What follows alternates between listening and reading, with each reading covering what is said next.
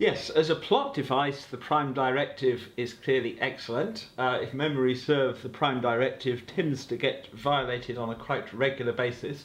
But aside from that, levity aside, if it were the case that primitive societies were naturally idyllic, happy, fulfilled places in which simple primitives lived happy and fulfilled lives, yes, one might be able to make a credible ethical case for leaving them be. But the problem is that life in a state of nature, whether on the African savannah or, though this is counterintuitive, in a modern urban post-industrial society, is full of cruelty and suffering. And just as if there is a small toddler who is coming to harm, whether physical, emotional, we recognise for the most part that we have an obligation to care for and look after that toddler. We are caregivers. Likewise, in the case of intelligent, rational, ethically concerned beings, I think we have an ethical responsibility to look after the interests of cognitively humble beings who essentially cannot take care of themselves. As a teenager, I enjoyed Star Trek. As a teenager, I enjoyed reading sci-fi.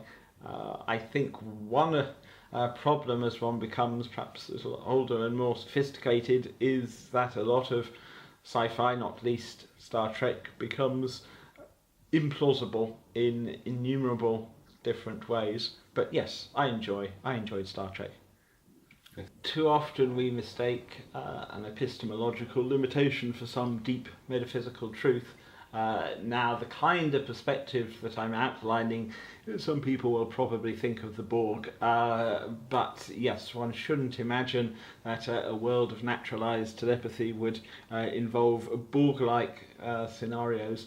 But yes, a world in which there is radical transparency and we can, reversibly or otherwise, mind meld, so to speak, yes, the nature of our behaviour, the way we think of ourselves and other subjects of experience is going to be radically different from the world as it exists today, because natural selection has ensured that each of us thinks of ourselves as the centre of the universe. After all, the world seems to be centred around your body image and follows you around, and though this is clearly fitness enhancing and adaptive from a gene's eye perspective, it is in a fundamental sense a delusion.